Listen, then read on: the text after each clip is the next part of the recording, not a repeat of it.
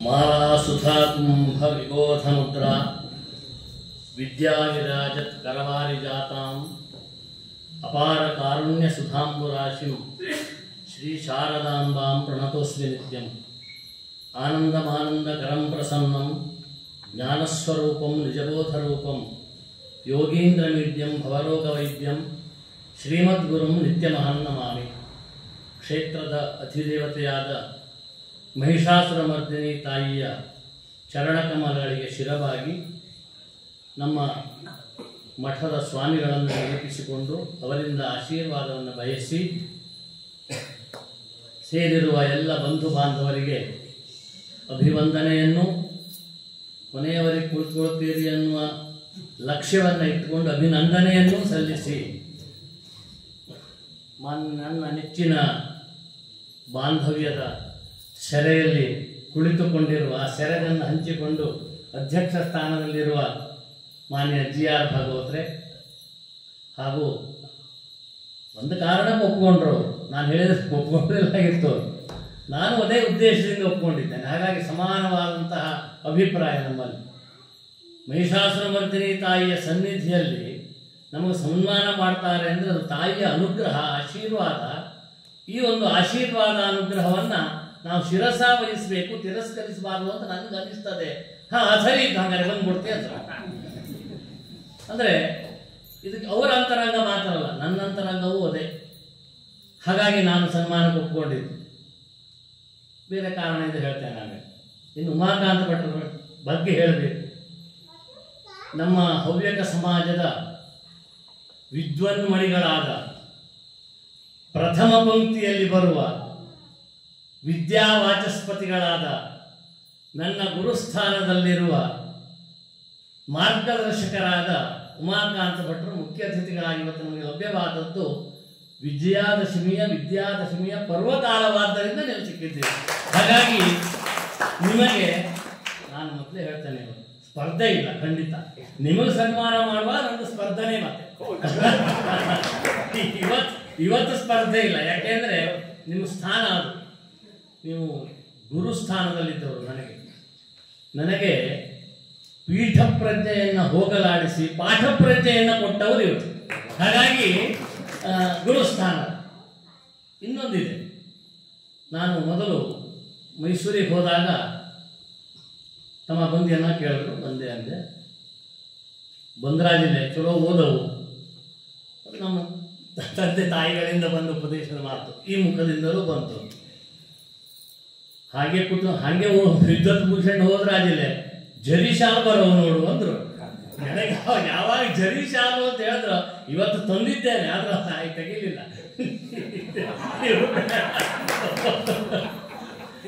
ಆ ಜರಿ ಶಾಲನ್ನು ಪಡೀಲಿಕ್ಕೆ ಬೇಕಾದಂತ ಪೂರ್ವಭಾವಿಯಾದ ಮಾರ್ಗದರ್ಶನಗಳು ಬೇಕಲ್ಲ. ವಾಗ್ವೈಖರಿ, ಶಬ್ದ ಝರಿ, ಆ ಎಲ್ಲ ರೀತಿಯಾದಂತಹ ದರ್ಶನಗಳು ನಮಗೆ ಸಿಕ್ಕಿದ್ದು ಅಬದ್ಧವಾದ ಪ್ರತಿಸರಂ ಭಗವಾನ್ ವಸಿಷ್ಠ ಇವರಿಂದ. ಹಾಗಾಗಿ ಆ ಜರಿಶಾಲು ಅಲ್ಲಿ ನನಗೆ ಇವರು ಹೇಳಿ ಉಪದೇಶ ಉದ್ದಕ್ಕೂ, ಜೀವನದ ಉದ್ದಕ್ಕೂ ಜರಿಶಾಲು ಸಿಗ್ತಾ ಇದೆ. ಆದರೆ ಆ ಜರಿಶಾಲು ಇವತ್ತು ನನಗೆ ಸಿಗ್ತಾ ಇದೆಯಲ್ಲ, ಆ ಶಾಲು ಸಿಗ್ತಾ ಇದೆಯಲ್ಲ, ಇದು ನನ್ನ ವೈಯಕ್ತಿಕವಾದ ತೃಪ್ತಿ ಸಮಾಧಾನಕ್ಕೆ ಕಾರಣವಾಗಿದೆ.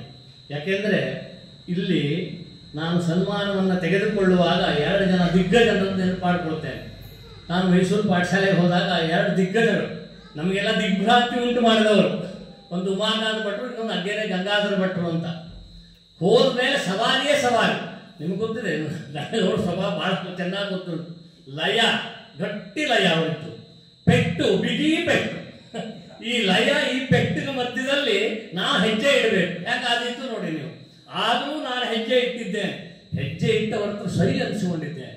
ಹಾಗಾಗಿ ನನಗೆ ಆ 2 ದಿಗ್ಗಜಗಳ ಮೇಲೆ ಮೊದಲಿನಿಂದಲೂ ಒಂದು ರೀತಿಯಾದ ಆಂತರಂಗಿಕವಾದ ಪ್ರೀತಿ ಇದೆ. ಅಂತಹ ಪ್ರೀತಿ ಪಾತ್ರರಾದ ನೀವು ತಾಯಿಯ ಸನ್ನಿಧಿಯಲ್ಲಿ ನನಗೊಂದು ಸನ್ಮಾನ ಮಾಡಲಿಕ್ಕೆ ಒಪ್ಪಿಕೊಂಡ್ರಲ್ಲ, ಅದು ನನ್ನ ಅಹೋಭಾಗ್ಯ, ಅದರಲ್ಲಿ ಯಾವ ಸಂದೇಹವೂ ಇಲ್ಲ. ಈ ಮಹಿಷಾಸುರಮರ್ದಿನಿ ತಾಯಿಯ ದಿವ್ಯವಾದ ಸಾನ್ನಿಧ್ಯದಲ್ಲಿ ನಾನು ಮರು ಮಾತನಾಡದೆ ಒಪ್ಪಿಕೊಳ್ಳಿಕ್ಕೆ 2 ಪ್ರಬಲವಾದ ಕಾರಣ ಇದೆ. ನಾನು ತುಂಬ ಕಡೆ ಸನ್ಮಾನ ಮಾಡಿದ್ದಾರೆ, ಮಾಡಲೂ ಬಹುದು. ಆದರೆ ಇದು ನೆನಪಿಡುವ ಸನ್ಮಾನ. ಕಾರಣ ಈ ಅವಕಾಶಕ್ಕಾಗಿ ನಾನು ಕಾಯ್ತಾ ಇದ್ದೆ. ತಾಯಿ ಈ ಮಹಿಷಾಸುರಮರ್ದಿನಿ ಸೇವೆಯನ್ನು ನಮ್ಮ ತಂದೆಯವರು 25 ವರ್ಷಕ್ಕಿಂತ ಹೆಚ್ಚು ಮಾಡಿದರು. ನನ್ನ ಅಜ್ಜ ಅವಾಗಲಿಂದ ಆ ಸಂಬಂಧವನ್ನು ಇಟ್ಕೊಂಡಿದ್ದ. ಆಮೇಲೆ ನಾನು ಮಾಡ್ಕೊಂಡು ಬಂದೆ 1 ವರ್ಷ 2 ವರ್ಷ. ಆಮೇಲೆ ನನ್ನ ಮಗ ಮಾಡ್ತಾ ಇದ್ದ. ಹೀಗೆ ಆ ತಾಯಿಯ ಬಾಂಧವ್ಯ ನಮ್ಮ ಕುಟುಂಬಕ್ಕೆ ಅವಿಚ್ಛಿನ್ನವಾಗಿ ಅನುಸ್ಯೂತವಾಗಿ ಹರಿದು ಬಂದಿದೆ. ಈ ಹರಿದು ಬಂದಿರುವಂಥ ಈ ಬಾಂಧವ್ಯವನ್ನು ಗುರುತಿಸಿ ನನಗೊಂದು ತಾಯಿಯ ಪ್ರಸಾದವನ್ನು ಗೌರವ ರೂಪವಾಗಿ ಕೊಟ್ಟರಲ್ಲ, ಹಾಗಾಗಿ ನಿಮಗೂ ಧನ್ಯವಾದಗಳನ್ನು ಹೇಳ್ತೇನೆ. ನಾನು ಯಾರು ಸನ್ಮಾನ ಮಾಡಿದ್ದೀರೋ, ಯಾರು ಈ ಸನ್ಮಾನದಲ್ಲೆಲ್ಲ ಭಾಗವಹಿಸಿ ಗೌರವಿಸಿದ್ದೀರೋ, ನನ್ನ ವೈಯಕ್ತಿಕವಾದ ಅಭಿವಂದನೆ ನಿಮಗೆ ಸಲ್ಲುತ್ತದೆ. ಎರಡನೇ ಕಾರಣ, ನಾನು ಮಾತನಾಡಲಿಕ್ಕೆ ಪ್ರಾರಂಭ ಮಾಡಿದ್ದೇ ಈ ಒಂದು ಸ್ಥಳದಲ್ಲಿ. ಈ ದೇವಸ್ಥಾನದ ಅಂಗಳದಲ್ಲಿ ಒಂದು ಶತಚಂಡಿ ಹೋಮ ಆಗಿತ್ತು. ಭಾಳ ಜನರಿಗೆ ಮರೆತಿರ್ಬೋದು. ಬಹುಶಃ 40 ವರ್ಷದ ಹಿಂದೆ 78 ಸಾಲಿನಲ್ಲಿ ನಾನು ವಿದ್ಯಾರ್ಥಿಯಾಗಿ ಪಾಠವನ್ನು ಮುಗಿಸಿಕೊಂಡು ಸರಿ ಬರ್ತಾ ಇರುವ ವೇಳೆ ನನ್ನ ಅಪ್ಪಯ್ಯ ಕೂತ್ಕೊಂಡಿದ್ದರು ಜೊತೆಯಲ್ಲಿ. ತ್ಯಾಗಲ್ ಗಪತಿ ಬಾಬಾ, GR ಬಾವತ್ತು, ತೆರೆಗೆದ್ದ ಗೋಪಾಲ್ ಬಾಬಾ, ಬಟ್ಮರಿ 4 ಮಾತು ಆಡೋದೇ ನೀನು. ನನಗೆ ಒತ್ತಾಯ ಮಾಡಿ ಪ್ರೋತ್ಸಾಹ ಕೊಟ್ಟೇ ಬಿಟ್ರು. ತುಂಬ ಧೈರ್ಯ, 4 ಮಾತು ಹೇಳೇ ಬಿಡಬೇಕು ಅಂತ. ಆ ತಾಯಿ ಎದುರಿಯಲ್ಲಿ ಆ ಎದುರುಗಡೆ ನಾನು ಅವತ್ತೊಂದು ಆಶೀರ್ವಚನದಲ್ಲಿ ಭಾಗವಹಿಸಿದ್ದೆ. ಯತ್ರೈತತ್ಪಠ್ಯತೆ ಸಮ್ಯಂಗ್ ನಿತ್ಯಮಾಯತನೇ ಮಮ, ಹೀಗೆ ಪ್ರಾರಂಭ ಮಾಡಿ ನಚೈವೇಷ್ಟವಿಯೋಜನಂ ಸಪ್ತಶತಿ ಪಾಠದಲ್ಲಿ ಬರ್ತದೆ. 34 ಬರ್ತದೆ, ಗೊತ್ತಾಗ್ತದೆ. ಅಲ್ಲಿ ಹೇಳುವಾಗ ನಾನು ಏನು ಮಾಡಿದೆ ಅಂದರೆ ನಚೈವ ಅಷ್ಟವಿಯೋಜನಂ ಅಂತ ಹೇಳ್ಬಿಟ್ಟು. ಆಮೇಲೆ ನನಗೆ ಗೊತ್ತಾಗ್ತಿದ್ದು ಅತೈವೇಷ್ಟವಿಯೋಜನಂ ಅಂತ. ಸಾಮಾನ್ಯ ಪಂಡಿತರಿಗೆ, ಸಾಮಾನ್ಯ ಜನರಿಗೆ ಯಾರಿಗೂ ಅರ್ಥ ಆಗಲಿಲ್ಲ, ಪಂಡಿತರಿಗೆ ಅರ್ಥ ಆಯಿತು. ಒಬ್ಬಿಬ್ಬರಲ್ಲೇ ಹಣೆ ಸಿಡಿಸಿದ್ರು. ನಮ್ಮ ಈ ಸಭೆಯಲ್ಲದೆಲ್ಲ ನಡೀತಾ ಇರ್ತದೆ, ನಿಮ್ಗೆ ಗಮನಕ್ಕೆ ಬರೋದಿಲ್ಲ. ಹೀಗೆ ಹಣೆ ಸಿಡಿಸಿದ್ರು. ಆಮೇಲೆ ನಾನು ತಾಯಿ ಹತ್ರ ಕೇಳ್ಕೊಂಡೆ, ಅಮ್ಮ ನಾನು ತಪ್ಪು ಮಾತಾಡ್ಬಿಟ್ಟಲ್ಲ, ಇದು ಹೇಗೆ ನನಗೆ ಆ ರೀತಿ ಚೋದನೆ ಆಯಿತು? ನಾನು ಪ್ರಾರಂಭ ಮಾಡಿದ್ದಿಲ್ಲೇ, ಆದರೆ ತಪ್ಪೇನೋ ನನ್ನ ಬಾಯಿಂದ ಬಂದ್ಬಿಡ್ತಲ್ಲ. ಅಲ್ಲ, ತಾಯಿಯಲ್ಲಿ ಕೇಳ್ಕೊಂಡೆ.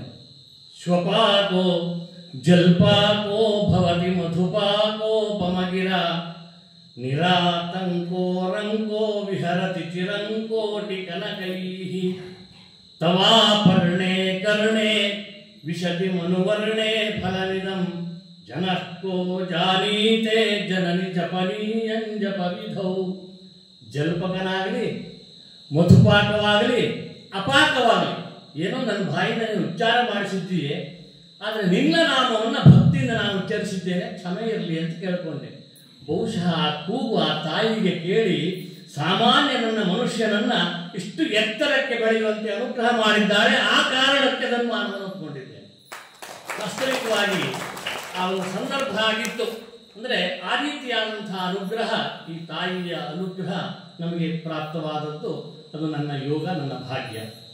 ಇನ್ನು 4 ಮಾತುಗಳು ಹೇಳಿದನಲ್ಲ, ನಿಮ್ಮ ಸೋಲ್ಸಲು ನಿಮ್ಮ ಸನ್ಮಾನದ ದಿವಸವೇ.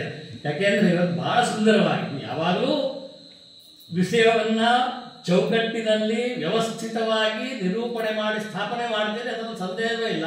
ಆದರೆ ನನ್ನ ವಿಷಯದಲ್ಲಿ ಇಷ್ಟೆಲ್ಲ ಮಾತಾಡ್ತೀನಿ ಅಂತ ನನಗೆ ಗೊತ್ತಿಲ್ಲ. ಇವತ್ತು ಇಷ್ಟು ಅಭ್ಯಾಸ ಮಾಡಿಕೊಂಡು ನನ್ನ ನೆನಪಿಟ್ಟುಕೊಂಡು ಅದನ್ನು ಈ ಜನರ ಮುಂದೆ ಇಷ್ಟು ಚೆನ್ನಾಗಿ ನಿಮ್ಮ ಗುಹೆಗೆ, ನಿಮ್ಮ ಅಂತರಂಗಕ್ಕೊಂದು ನಮಸ್ಕಾರ. ಅಂದರೆ ಆ ರೀತಿಯಾಗಿ ಸುಂದರವಾಗಿ ನಿರೂಪಣೆ ಮಾಡಿದ್ದೀವಿ. ನಾನು ವಿಸ್ತಾರ ಮಾಡೋದಿಲ್ಲ. ಸನ್ಮಾನವನ್ನು ಯಾರಿಗೆ ಮಾಡಬೇಕು ಮೊದಲನೇ ಪ್ರಶ್ನೆ.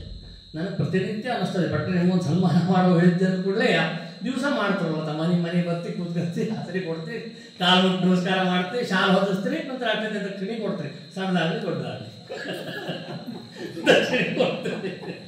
ದಕ್ಷಿಣೆ ಕೊಡ್ತೀರಿ, ದಿವಸ ಸನ್ಮಾನ ಮಾಡ್ತಾರಲ್ಲ. ಮತ್ತೆಂತಕ್ಕೆ ಸನ್ಮಾನ? ನನಗೆ ಅನ್ನಿಸ್ತದೆ, ಸನ್ಮಾನ ಮಾಡಲಿಕ್ಕೆ ಕಾಳಿದಾಸ ಕಾರಣವನ್ನು ಹೇಳ್ತಾನೆ, ನೆನಪಿಟ್ಕೊಳ್ಬೇಕು ನಾವು. ಶಿಷ್ಟಾಕ್ರಿಯ ಕಸ್ಯಚಿದಾತ್ಮಸಂಸ್ಥಾ ಸಂಕ್ರಾಂತಿರನ್ಯಸ್ಯ ವಿಶೇಷಯುಕ್ತ ಯಸ್ಯೋಭಯಂ ಸಾಧು ಸಶಿಕ್ಷಕಾಣ ಧುರಿ ಪ್ರತಿಷ್ಠಾಪಯಿತವ್ಯ ಏವ. ಯಾರಿಗೆ ಸನ್ಮಾನ ಮಾಡಬೇಕು ಅಂದರೆ ಯಾರು ಸರಿಯಾಗಿ ಅಧ್ಯಯನ ಮಾಡಿ ಅಧ್ಯಯನಜನ್ಯವಾದಂತಹ ಎಲ್ಲ ವಿಚಾರಗಳನ್ನು, ವಿಷಯಗಳನ್ನು ಸಮಾಜಕ್ಕೆ ಕೊಡ್ತಾರೋ, ಆ ಸಮಾಜ ಆ ಒಂದು ವಿಷಯವನ್ನು ನೆನಪಿಟ್ಟುಕೊಂಡು ಅದನ್ನು ರೂಢಿಸಿಕೊಳ್ತದೆಯೋ, ಆ ರೂಢಿಸಿಕೊಳ್ಳಲಿಕ್ಕೆ ಬೇಕಾದಂತಹ ಅಧ್ಯಯನ, ಪ್ರವಚನ ಮತ್ತು ಅದಕ್ಕೆ ಬೇಕಾದಂತಹ ಒಂದು ಸಂದೇಶವನ್ನು ಕೊಟ್ಟಂತಹ ಒಬ್ಬ ವ್ಯಕ್ತಿಗೆ ಸನ್ಮಾನ ಮಾಡುವುದು ಸಶಕ್ತ ಸಮಾಜದ ಕರ್ತವ್ಯ. ಕಾಳಿದಾಸ ಹೇಳ್ತಾನೆ. ಆ ಮಟ್ಟಿಗೆ ನನಗೆ ಹೆಮ್ಮೆ ಇದೆ, ಅಹಂಕಾರದ ಮಾತಲ್ಲ. ನನ್ನ ಕ್ಷೇತ್ರದಲ್ಲಿ ನಾನು ಪ್ರಾಮಾಣಿಕವಾಗಿ ಏನು ಕೊಡಲಿಕ್ಕಾಗ್ತದೆಯೋ ಅದನ್ನು ಇವತ್ತಿನವರೆಗೂ ಕೊಡ್ತಾ ಇದ್ದೇನೆ. ಪ್ರವೃತ್ತಿ ಜೀವನ ಇದೆ, ಬಹುಶಃ ಸನ್ಮಾನ ಹೇಳ್ತದೆ ನೀವು ಸಾಕು ನಿವೃತ್ತಿ ಮಾಡಿಕೊಳ್ಳಿ ಅಂತ. ಆದರೆ ನಮ್ಮಲ್ಲಿ ವೈದಿಕರ ಒಂದು ಕೊರತೆ ಏನು ಅಂದರೆ ವಯಸ್ಸಾದ ನಿವೃತ್ತಿ ಜೀವನ ಮತ್ತು ಪ್ರವೃತ್ತಿ ಹೆಚ್ಚಾಗ್ತಾ ಹೋಗ್ತದೆ. ಆದರೆ ನನಗೆ ಈ ಸನ್ಮಾನವನ್ನು ಪ್ರೇರಣೆ ಕೊಡಲಿ, ಪ್ರವೃತ್ತಿ ಇಷ್ಟೇ ಸಾಕು, ಆ ನಿವೃತ್ತಿಯ ಮಾರ್ಗವನ್ನು ಸೋಸಲು ಬಿಟ್ಟೆ ನಿವೃತ್ತಿಗೆ ಹೋದ್ಮೇಲೆ ಮತ್ತೆ ಪುನಃ ಪ್ರವೃತ್ತಿ ಆಗುವಂಥ ಸಂದೇಶ ನಮಗೆ ಈ ಸನ್ಮಾನದಲ್ಲಿ ಸಿಗದೇ ಇರಲಿ ಅಂತ ತಾಯಿಯಲ್ಲಿ ಕೇಳ್ಕೊಳ್ತೇನೆ. ಒಂದು 6-8 ಜನ ವೈದಿಕರನ್ನು ನಾವು ಉದಾಹರಣೆ ಕೊಡಬಲ್ಲೆ. ಅಂದರೆ ನಿವೃತ್ತಿ ಆಗುವ ಹೊತ್ತಿಗೆ ಮತ್ತು ಹೆಚ್ಚು ಪ್ರವೃತ್ತಿ, ಅದು ಭೂಷಣ ಅಲ್ಲ, ಅದು ಸನ್ಮಾನ ಸೂಚಿಸುವುದು ಯಾರಿಗೆ ಸನ್ಮಾನ ಮಾಡಬೇಕು. ಅದಕ್ಕೆ ನನಗೆ ತೃಪ್ತಿ ಇದೆ, ಸಮಾಧಾನ ಇದೆ. ಅಲ್ಲಿ ನಾನು ಪ್ರಾಮಾಣಿಕವಾಗಿ ಇಲ್ಲಿವರೆಗೆ ನಡೆದುಕೊಂಡು ಬಂದಿದ್ದೇನೆ. ಮತ್ತು ಇನ್ನೊಂದು ವಿಷಯ ಅಂದರೆ ಆ ಒಂದು ವೃತ್ತಿ ಅನ್ನುವುದಕ್ಕಿಂತ ನಮ್ಮ ಪರಂಪರೆ ನನಗೆ ತೃಪ್ತಿ ಸಮಾಧಾನವನ್ನು ಕೊಟ್ಟಿದ್ದೆ. ನಾನು ಒಂದು ದಿವಸ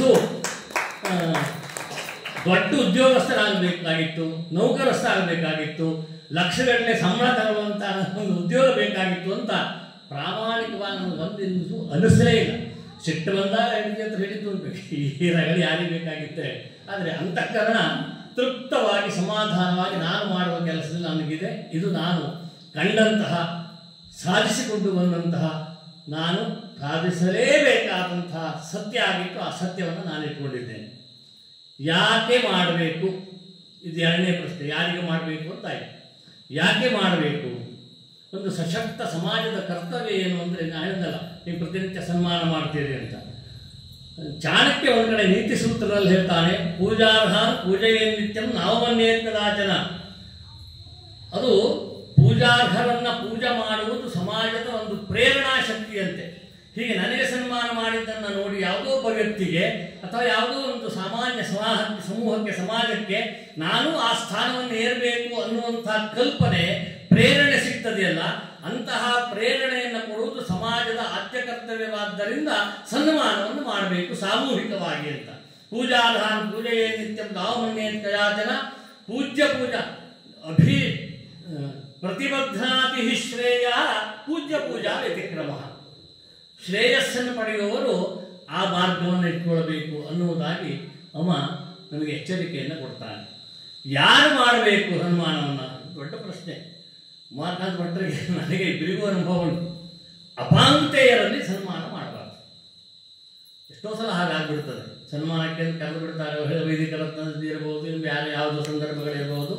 ಒಂದು ಸಂದರ್ಭದಲ್ಲಿ ಇವು ನಾನೇ ನೋಡಿದ್ದೇನೆ, ಉಮಾಕಾಂತ ಭಟ್ರಿಗೆ ಸನ್ಮಾನ ಮಾಡುವಾಗ ಯಾರ್ಯಾರಿಗೂ ಸನ್ಮಾನ ಮಾಡೋದು, ಶಾಲ್ ತೆಗೆದು ಹೀಗೆ ಮಾಡಿ ಇಟ್ಕೊಂಡ್ರು. ಅದು ಸೂಚನೆ. ಗೊತ್ತಿದ್ದವರಿಗೆ ಮಾತ್ರ ಗೊತ್ತವ್ರು. ಅಂದರೆ ಯಾರು ಸನ್ಮಾನ ಮಾಡಬೇಕು? ಎಲ್ಲೋ ಯಕ್ಷಗಾನದಲ್ಲಿ ಯಾವುದೋ ಒಂದು ಬಯಲಾಟದಲ್ಲಿ ಸನ್ಮಾನ ಮಾಡುವುದಕ್ಕೂ ಸನ್ಮಾನ ಅಂತ ಹೆಸರು. ಆದರೆ ಸನ್ಮಾನ ಮಾಡಲಿಕ್ಕೆ ಆ ಮಾಡುವ ವ್ಯಕ್ತಿಗಳಿಗೆ ಒಂದು ಅರ್ಹತೆ ಇರಬೇಕು. ಒಂದು ದೇವಸ್ಥಾನದ ಆಡಳಿತ ಕಮಿಟಿಯೋ, ಒಂದು ಮಠದ ಸ್ವಾಮಿಗಳೋ, ಅಥವಾ ಒಬ್ಬ ಯೋಗ್ಯತಾವಂತ ವಿದ್ವಾಂಸನೋ, ಅಥವಾ ಒಂದು ಸಮೂಹದ ವಿಶೇಷವಾದಂತಹ ಪ್ರಜ್ಞೆ ಉಳ್ಳಂತಹ ಸಮಾಜದ ಬಂಧುಗಳು ಆ ಸನ್ಮಾನವನ್ನು ಮಾಡಬೇಕು. ಇಲ್ಲಿ ಇದು ಮೂರೂ ಸರಿಯಾಗಿ ಇದೆ. ಯಾಕೆ ಮಾಡಬೇಕು, ಯಾರಿಗೆ ಮಾಡಬೇಕು, ಯಾರು ಮಾಡಬೇಕು. ಹಾಗಾಗಿ ಅತ್ಯಂತ ವ್ಯವಸ್ಥಿತವಾಗಿ ನೆನಪಿಟ್ಟುಕೊಳ್ಳುವಂತಹ ಸನ್ಮಾನ ಸಮಾರಂಭವನ್ನು ನೀವು ನಡೆಸಿಕೊಟ್ಟಿದ್ದೀರಿ. ಉಮಾಕಾಂತ ಭಟ್ರು ನನಗೆ ಆಶೀರ್ವಾದವನ್ನು ಮಾಡಿದ್ದಾರೆ. ಆ ಗುರುಸ್ಥಾನಕ್ಕೆ ನಾನು ನಿಜವಾಗಿ ಶಿರಬಾಗಿ ಮತ್ತೊಮ್ಮೆ ಕೇಳಿಕೊಳ್ಳುತ್ತೇನೆ. ಉಮಾಕಾಂತ ಭಟ್ರೆ, ಇವತ್ತು ನನ್ನ ಮಾತಿಷ್ಟೇ.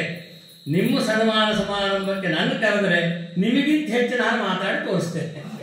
ಹಾಗಾಗಿ ಅಂಥ ಅವಕಾಶವನ್ನು ಕಲ್ಪಿಸಿಕೊಡ್ತೀರಿ ಅಂತ ಹೇಳಿದ್ರೆ ಕಲ್ಪಿಸಿಕೊಡ್ಬೇಕು. ಅವನು ಕಲ್ಪಿಸಿಕೊಡುವಂತಹ ವ್ಯವಸ್ಥೆ ಆಗಲಿ ಸಮಾಜಕ್ಕೆ ಬಿಡುವಾಗಲ್ಲ. ಈ ಸಂದರ್ಭದಲ್ಲಿ ನಾನು 4 ಜನರು ನೆನಪು ಮಾಡಿಕೊಳ್ತೇನೆ. ಇದ್ದಿದ್ರೆ ನಮ್ಮ ಪರಂಪರೆಗೆ ನಾನು ಗೌರವ ಕೊಟ್ಟಾಗ, ಮೊದಲನೆಯದಾಗಿ ನನ್ನನ್ನು ಬೆಳೆಸಿದ ನನ್ನ ಅಜ್ಜ, ನನ್ನ ತಂದೆ, ಅಜ್ಜನ ಮನೆ ಅಜ್ಜ, ಆ ಪರಂಪರೆಯವರು ಮಾತಾಮಹ. ಎರಡನೆಯದಾಗಿ ನನಗೆ ಪಾಠವನ್ನು ಹೇಳಿಕೊಟ್ಟ ES ವರದಾಚಾರ್ಯರು, ಅವರು ಋಷಿ ಸದೃಶ. ಮೂರನೆಯದಾಗಿ ನನಗೆ ಪೂರ್ಣ ಆಶೀರ್ವಾದವನ್ನು ಕೊಟ್ಟ ಪರಮ ಪೂಜ್ಯ ರಾಮಾನಂದ ಅವಧೂತರು. ನಾನು ಬೆಳೆದು ದೊಡ್ಡವನಾಗುತ್ತಿರುವಾಗ ಪರಿಪೂರ್ಣವಾದ ಅನುಗ್ರಹವನ್ನು ನೀಡಿದ ಶೃಂಗೇರಿ ಭಾರತೀ ತೀರ್ಥ ಮಹಾಸನ್ನಿಧಾನಗಳವರು. ಆಮೇಲೆ ನಮ್ಮ ಸುತ್ತಮುತ್ತಲೂ ಇರುವ ವೈದಿಕ ಸಮೂಹದವರು, ಸಮಾಜದವರು ನನ್ನನ್ನು ಅತ್ಯಂತ ಪ್ರೀತಿಯಿಂದ ಬರಮಾಡಿಕೊಂಡಿದ್ದಾರೆ. ಅವರನ್ನೆಲ್ಲರನ್ನೂ ನಾನು ಈ ಸಂದರ್ಭದಲ್ಲಿ ನೆನಪಿಸಿಕೊಳ್ತೇನೆ. ನಮ್ಮ ಗುರುಗಳಿಂದ ಹಿಡಿದು ಆ ಎಲ್ಲ ಪರಂಪರೆಗೆ ನನ್ನ ವೈಯಕ್ತಿಕವಾದ ವಂದನೆಯನ್ನು ಸಲ್ಲಿಸ್ತೇನೆ. ಇಷ್ಟೆಲ್ಲ ಮಾಡಿ ಜೊತೆಯಲ್ಲಿ ಇದ್ದ ಸುದ್ದಿ ಹೇಳದೇ ಇದ್ರೆ ಆದರ್ಶ ದಾಂಪತ್ಯ ಹಾಗಾಗ್ತದೆ ಅಂತ ಅವರೇ ಕೇಳ್ತಾರೆ. ಹಾಗಾಗಿ ನನ್ನ ಕೈ ಹಿಡಿದ ಧರ್ಮಪತ್ನಿ ಕೈ ವಾಡ ಅಲ್ಲ, ಕೈ ಬಲವಾಗಿ ನಿಂತಿದ್ದಾರೆ. ಹಾಗಾಗಿ ಅಂತಹ ಕೈ ಬಲವಾಗಿ ನಿಂತ ಆಕೆಯನ್ನು ಈ ಹೊತ್ತಿನಲ್ಲಿ ನಾನು ನೆನಪು ಮಾಡಿಕೊಳ್ತೇನೆ. ಹೀಗೆ ಸಮಗ್ರವಾಗಿ ನನ್ನ ಉತ್ತರೋತ್ತರ ಅಭಿವೃದ್ಧಿಗೆ, ನನ್ನ ಎಲ್ಲ ರೀತಿಯಾದ ಬೆಳವಣಿಗೆಗೆ ಅಥವಾ ನನ್ನ ಇಂದಿನ ಈ ಸ್ಥಿತಿಗೆ ಕಾರಣವಾದ ಸಮಸ್ತ ಲೌಕಿಕ ಅಲೌಕಿಕವಾದ ಶಕ್ತಿಗಳನ್ನು ನೆನಪಿಸಿಕೊಂಡು ಎಲ್ಲರಿಗೂ ಧನ್ಯವಾದವನ್ನು ಹೇಳುತ್ತಾ ಆ ತಾಯಿಯ ಪಾದಕಮಲವನ್ನು ಮತ್ತೊಮ್ಮೆ ನಾನು ಸ್ಮರಣೆ ಮಾಡಿ ಆ ತಾಯಿಯಲ್ಲಿ ಕೇಳ್ತೇನೆ, ಇವತ್ತಿನ ಈ ಮಾತುಗಳಲ್ಲೂ ನ್ಯೂನಾತಿರೇಕಗಳಿದ್ದರೆ ಎಲ್ಲರನ್ನೂ ಅನುಗ್ರಹಿಸುವ ಮಹಿಷಾಸುರಮರ್ದಿನಿ ದಿವ್ಯ ಸಾನ್ನಿಧ್ಯದಿಂದಿರುವಂತಹ ಈ ಸ್ಥಳದಲ್ಲಿರುವ ತಾಯಿ ನಮಗೂ ನಿಮಗೂ ಸದಾ ಮಂಗಲ ಧ್ವನಿಯನ್ನು ನಮ್ಮ ಕಿವಿಯಲ್ಲಿ ಮೊಳಗಿಸುವಂತೆ ಅನುಗ್ರಹ ಮಾಡಲಿ ಅಂತ ಹೇಳಿ ನನ್ನ 4 ಮಾತುಗಳನ್ನು ಮುಗಿಸ್ತೇನೆ.